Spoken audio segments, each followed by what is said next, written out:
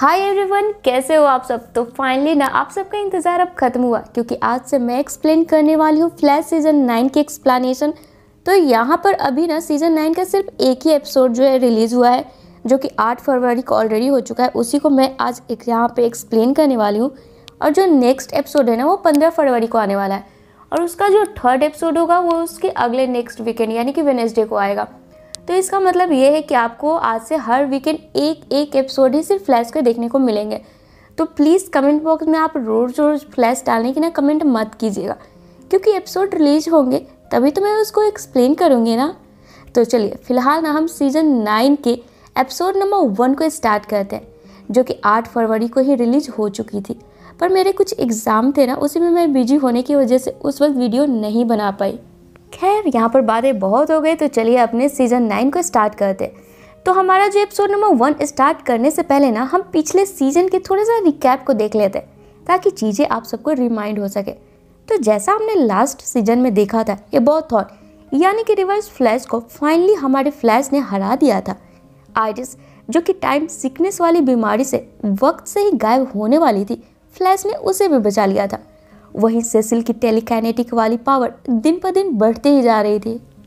और सीजन 8 की सबसे बड़ी ट्विस्ट, हम सबकी फ्रोस्ट जो कि मर गई थी, उसे कैथलीन और फ्रोस्ट के बॉयफ्रेंड ने वापस से जिंदा करने के चक्कर में कुछ और ही बना दिया था।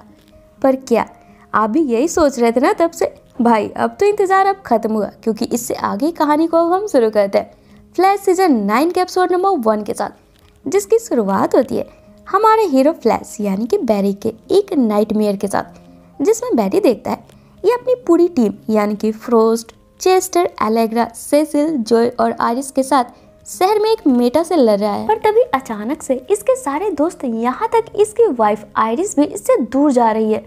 और इतना डरावना सपना देखने के बाद बेचारा बैरी बौखलाया सा जागता है। तो ये देखता है सब ठीक है, आइरिस जस्ट इसके बगल में सो रही है, और वो सब बस इसका एक नाइटमेयर था। और आज सीजन 8 में हुए इंसिडेंट को पूरे एक वीक गुजर चुके हैं, और तारीख है 1 फरवरी 2023, जहां नॉर्मल रूटीन को फॉलो करते हुए बैरी सीसीपीडी यानी कि सेंट्रल सिटी पुलिस डिपार्टमेंट के लिए निकल जाता है, और आइरिस अपने ऑफिस सीसी मीडिया में पूरे 3 हफ्ते बाद आती है। क्योंकि टाइम सिकनेस वाली बीमारी की रिकवरी के बाद आइरिस घर पर ही एक वीक से रेस्ट में थी, जहाँ पर इतने दिन बाद अपने बॉस को सही सलामत ऑफिस में देखकर एलेग्रा इसे ऑफिस में हो रहे सारी चीज़ों को अपडेट देना शुरू कर देती है कि कैसे आइरिस के एब्सेंट में एलेग्रा ने किस स्टाफ को क्या क्या नया काम दिया है, कौन सा स्टाफ कौन सी फाइल को अटेंड कर रहा है। और इसमें से सबसे बड़ी न्यूज़ ये होती है कि मिस कैट ग्रांट, वही मिस कैट ग्रांट जिसे कि हमने सुपरगर्ल में देखा था, सुपरगर्ल की बॉस के रूप में, जो कि कैटको की मालकिन थी। याद आया? जिन्हें याद आया वो कमेंट बॉक्स में मुझे रिमेंबर का मैसेज जरूर लिखें। और जिन्होंने अभी तक सुपरगर्ल की एक्सप्लेनेशन नहीं देखी है, आप हमारे डिस्क्रिप्शन बॉक्स में चेक करें, आपको सुपरगर्ल का लिंक वहां पे मिल जाएगा। खैर कहानी पर वापस आते हैं। Miss Kat Grant CC media को खरीदना चाहती है, क्योंकि कैटको कंपनी वर्ल्ड वाइड फेमस और सक्सेसफुल कंपनी है। सीसी मीडिया जैसे छोटे कंपनी के लिए कैटको के साथ पार्टनरशिप फायदेमंद हो सकती थी। और यही नहीं, सीसी मीडिया खरीदने के लिए मिस ग्रांट यहाँ पर सीसी मीडिया की ऑनर यानी कि आइरिस को ब्लैंक चेक तक देने को तैयार है, जिसे सुन आइरिस कुछ खास रिएक्ट नहीं करती और एलेग्रा को बाय बोलकर अपने घर की तरफ चली जाती है, जैसे मानो आइरिस को मिस ग्रांट के ऑफर को एक्सेप्ट करने के लिए उस बारे में सोचने के लिए थोड़ा वक्त चाहिए हो।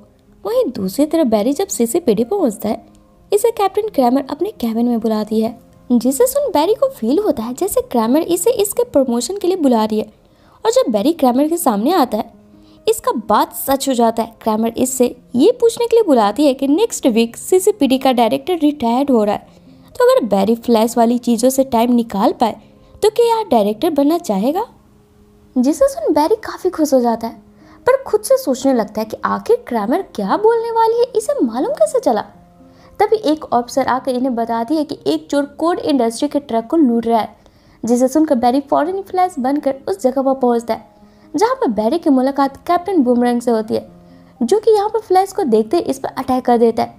तभी साइड से एलेग्रा ईयरफोन के जरिए बैरी को बताती है कि इस बूमरैंग का असली नाम ऑन मर्सर है, जो चोरी करने के जुर्म में कई बार आयरन हाइट पे जा चुका है। पर फिलहाल इसके कुछ दिनों से रिकॉर्ड से मालूम चल रहा है कि अचानक से बूमरैंग के पास मेटा ह्यूमन वाली एबिलिटी आ गई है। उसी की मदद से अब ये छोटी मोटी चोरी को छोड़कर ये दिन दहाड़े कोड इंडस्ट्री के ट्रक को लूट रहा है।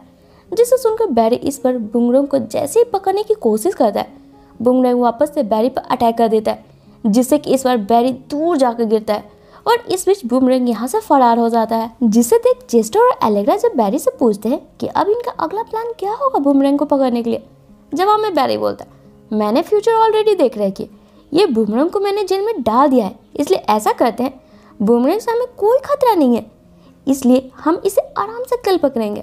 आज मैं आइरिस के साथ रोमांटिक डिनर पर जा रहा हूँ, तुम लोग भी आज के लिए छुट्टी ही मना लो। जिसे सुनकर एलेग्रा और चेस्टर दोनों का बैरी का ये बर्ताव कुछ अलग सा लगता है। जहाँ आगे रात के वक्त आइरिस के साथ डिनर के बाद बैरी आइरिस को एक डायरी दिखाता है और आइरिस को बताना शुरू करता है ये डायरी बैरी ने खासकर अपने बेहतर फ्यूचर के लिए बनाया है। इस डायरी में बैरी ने गिडियन के जरिए मालूम किए अपने फ्यूचर के कुछ खास इवेंट को नोट करके रखा है, ताकि बैरी को फ्यूचर वाली चीज़ें पहले से ही पता हो और ये उसी के अकॉर्डिंग अपना डेली का प्लान बनाए। और इसी डायरी में लिखे इन्फॉर्मेशन से बैरी को पहले से ही कैप्टन बूमरैंग के एंट्री के बारे में मालूम था और साथ ही इस डायरी के मुताबिक अगले 3 महीनों के अंदर आइरिस प्रेग्नेंट भी होने वाली है, जिसके लिए बैरी काफ़ी एक्साइटेड है क्योंकि सीजन 8 में अचानक टाइमलाइन से अपनी बेटी नोरा को गायब होता देखकर ये लोग काफ़ी हताश और परेशान हो गए थे, ये सोचकर कि पता नहीं आइरिस आगे नोरा को जन्म देगी भी या नहीं। वैसे तो अपने इस कलेक्शन से बैरी काफ़ी खुश था, पर हम आइरिस को देखते हैं इसे बैरी की बातें बिल्कुल भी पसंद नहीं आती। वहीं रात के वक्त जब ये दोनों सो रहे होते हैं, इनके बिस्तर से बहुत सारे पर्पल कलर की पार्टिकल निकलती है, जिसके बारे में इन्हें जरा भी पता तक नहीं चल पाता है। अब अगली सुबह होते ही बैरी सबसे पहले उठकर अपने इस फरवरी मंथ के फ्यूचर वाले इंसिडेंट डायरी में देखने लगता है कि आज इसे क्या क्या करना है। पर आइरिस को अभी भी बैरी की इस चीज़ में जरा भी दिलचस्पी नहीं होती है, जैसे ये अपनी लाइफ से कुछ और ही चाहती है। जिसके बाद आइरिस जब सीसी मीडिया पहुंचती है, एलेग्रा आइरिस से सेम वही सारी बातें करती है जैसा कि कल किया था और वापस से कैटको के ऑफर के बारे में बताती है।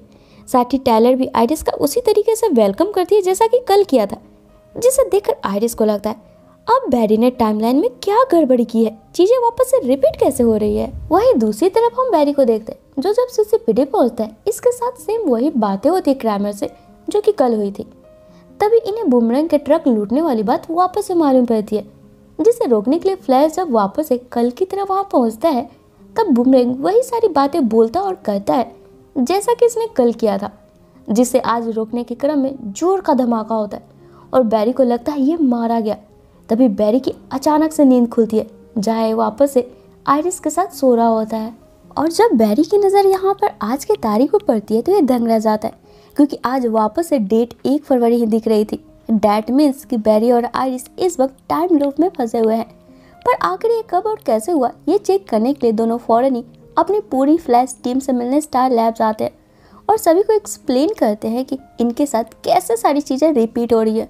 जहाँ पर पहले तो बैरी और आइरिस की बॉडी को चेस्टर स्कैन करता है, तब पहले तो इन्हें ऐसा लगता है कि आइरिस की टाइम सिकनेस वाली बीमारी कहीं वापस तो नहीं शुरू हो गई ना।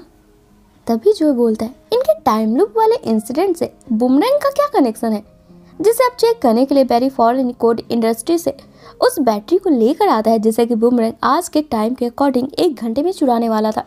जिस बैटरी को चेक करने पर चेस्टर बताता है दरअसल ये बैटरी एक रूमर एक्सीलरेटर है, जैसे कि पार्टिकल एक्सीलरेटर था, और इसी बैटरी से जब पहली बार फ्लैश की काइनेटिक एनर्जी टकराई होगी, उसी धमाके से शायद बैरी इस टाइम लूप में फंसा है। और चूंकि आइरिस की बॉडी में अभी भी टाइम सिकनेस की 1-2% अंश बची हुई है, बैरी के साथ आइरिस भी इसके साथ इस टाइम लूप में फंस गई और अब इस टाइम लूप से निकलने का एक ही रास्ता है। इस बैटरी को जब बूमरैंग एक्टिवेट करेगा उसी वक्त उस जगह पर जाकर इस बैटरी को डिफ्यूज करना होगा, तभी यहाँ पर शायद टाइम यहाँ पर नॉर्मल हो पाएगी। जिसे सुनकर यहाँ पर बैरी फौरन ही ये बैटरी चेस्टर को दे देता है। अब इस बैटरी की प्रॉब्लम ये थी कि इसे टच करते ही मात्र 20 सेकंड के अंदर ये ब्लास्ट कर जा रही थी और इसी धमाके के साथ बैरी और आइरिस को वापस से अपना 1 फरवरी का दिन वापस से शुरू करना पड़ रहा था और इन्हें हर बार 1 फरवरी वाली सारे इंसिडेंट दोबारा करनी पड़ रही थी। अब इस रिपीटेशन वाले सिलसिले को अब 15 बार बैरी और आइरिस झेल चुके थे, पर इसका सॉल्यूशन अभी भी इन्हें नहीं मिला था। इसी बीच बैरी आकर आइरिस को बोलता है एक बार ये टाइम लूप से हम बाहर निकल जाए ना, मेरे बनाए डायरी के मुताबिक अगली बार हम अब किसी भी मुसीबत में नहीं फंसेंगे। जिसे सुनकर इस बार आइरिस इरिटेट होते हुए बैरी को बताती है कि आइरिस को बैरी का ये आइडिया जरा भी पसंद नहीं है, क्योंकि इसे अपनी लाइफ आज़ाद और खुले मिजाज से जीनी है, ना कि इस प्रेशर में कि आज इसके साथ क्या होगा। जहाँ इस डायरी वाले टॉपिक को लेकर इन दोनों में बहस हो जाती है, तब बैरी गुस्से में यहाँ से निकलकर जॉय और सेसिल के पास आता है और अपनी परेशानी बताता है कि आखिर आइरिस को क्या इशू है मेरे अकॉर्डिंग रहने में। जहाँ पूरी बात सुनने के बाद जॉय और सेसिल बैरी को समझाते हैं कि लाइफ कोई मैप नहीं है जो कि हम उसका रास्ता देखकर उसे बस फॉलो करें। लाइफ तो वो है जिसे कि हम अपनी अच्छी और बुरी यादों से क्रिएट करते हैं, नए नए चीज़ों को महसूस करते हैं, ना कि पहले से ही उस पर डिसीजन बना लेते हैं। इसलिए इनका ख्याल है कि आइरिस इस वाले टॉपिक पर बिल्कुल सही है। इस टॉपिक पर बैरी को भी इनकी बातों पर गौर करना चाहिए, जिसे सुनकर बैरी को भी अब लगने लगता है कि ये बिल्कुल सही है। जिसके बाद ये वापस आइरिस के पास जाकर पहले तो उसे सॉरी बोलता है और अपने द्वारा बनाए डायरी को जला देता है। और फिर दोनों ये डिसाइड करते हैं कि कल का दिन ये ऐबी दिन नहीं काटेंगे, ये सोचकर कि आगे तो यही होगा, बल्कि कल ये लोग कुछ ना कुछ तो नया ट्राई करेंगे। और फिर दोनों यही बातें कर कर सो जाते हैं। जिसकी अगली सुबह होते ही 1 फरवरी के मुताबिक पहले तो सुबह सुबह आइरिस सीसी मीडिया जाती है, जहां एलेग्रा इसे कैटको के ऑफर के बारे में बताने वाली है, जो कि आइरिस और बैरी को तो ये पहले से ही मालूम था। इस बार बैरी भी आइरिस के साथ सीसी मीडिया जाता है और जो सारी बातें आइरिस पूरे दिन में मालूम करने वाली थी उसे 1 या 2 घंटे में आइरिस निपटा लेती है। और आज कैटको वाले ऑफर को मना कर आइरिस खुद लोन लेकर अपनी कंपनी को आगे बढ़ाने का डिसीजन भी लेती है। और फिर दोनों बचे टाइम में पूल साइड पर जाकर एंजॉय करते हैं। जिसके बाद अब दोपहर में बैरी का वक्त था सीसीपीडी में क्रैमर से बात करने का। तब आज आइरिस भी इसके साथ जाती है और जैसे ही इन्हें आज बुमरंग के बारे में न्यूज़ मिलती है, इस बार उसे भिड़ने के लिए फ्लैश अपने साथ आइरिस को भी लेकर जाता है। जहाँ पहले की तरह बुमरंग फ्लैश पर जब वार करता है, तभी साइड से आइरिस निकलकर इसे अपने खास गन से रोक देती है। तभी यहाँ पर हम चेस्टर को देखते हैं, जिसे कि आज वक्त मिल जाता है इस बैटरी को स्कैन करने का कि आखिर बुमरंग फ्लैश के आने से पहले इस बैटरी में ऐसा क्या करता है कि 20 सेकंड में ही ब्लास्ट हो जाती है हर बार। जहां स्कैन करने से इन्हें पता चलता है कि दरअसल बुमरंग ने इस बैटरी में न्यूक्लियर बॉम्ब फिट की हुई है, तभी तो हर बार ये बैटरी टच करते ही ब्लास्ट हो जाती है। और यहाँ बैरी और आइरिस का टाइम लूप वापस से शुरू हो जाता है। और अगर इस बार इस टाइम लूप को रोकना है तो फ्लैश को 20 सेकंड के अंदर ही इस बम को डिफ्यूज करना होगा। जिसे सुनकर फ्लैश इस बार अपनी पूरी एनर्जी लगाकर आखिरकार इस बम को डिफ्यूज कर ही देता है, जिससे कि ना ही धमाका होती है, ना ही फ्लैश की काइनेटिक एनर्जी से टकराती है और ना ही इनका टाइम लूप वापस से शुरू होता है। जिसके बाद फाइनली इनका दिन आगे बढ़ता है और इनके लाइफ में 2 फरवरी आ ही जाती है, वो भी पूरे 58 टाइम्स रिपीट होने के बाद। खैर, आगे सारी चीज़ें नॉर्मल होते ही आइरिस अपनी कंपनी के कामों में बिजी हो जाती है। वहीं दूसरी तरफ हम जॉय को देखते हैं, जो कि सेसिल से बात कर रहा होता है कि पिछले 9 साल से ये लोग फ्लैश के साथ सुपर हीरो वाली लाइफ को जी रहे हैं, जिसमें ज़िंदगी के कई उतार चढ़ाव से इन्हें गुजरना पड़ा है। अब पता नहीं 2023 में इनके साथ क्या बुरा होगा। इसलिए जॉय ये चाहता है कि ये और सेसिल सेंट्रल सिटी से कहीं दूसरे शहर में जाकर बस जाए, जैसे कि सिस्को चला गया।